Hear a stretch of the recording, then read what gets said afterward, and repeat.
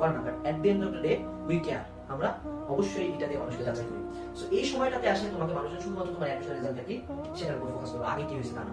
অর্থাৎ তুমি জাস্ট একটু সুযোগটার কথা চিন্তা করো যে তুমি তোমার পুরো লাইফে কেমন স্টুডেন্ট ছিলা, খারাপ স্টুডেন্ট না ভালো স্টুডেন্ট, সেগুলো তুমি পুরো ইতিহাসটা চেঞ্জ করতে পারো।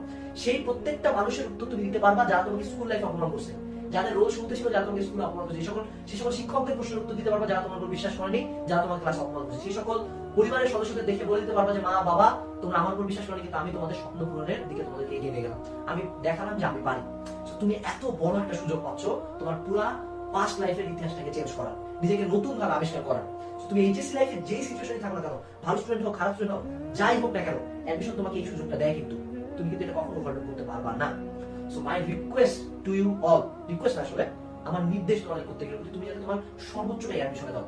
তুমি যাতে তোমার প্রত্যেকটা সময়, প্রত্যেকটা ঘন্টা, প্রত্যেকটা মিনিট, প্রত্যেকটা সেকেন্ড যখন তুমি অ্যাডমিশনের সময় পড়ো, সেই সময়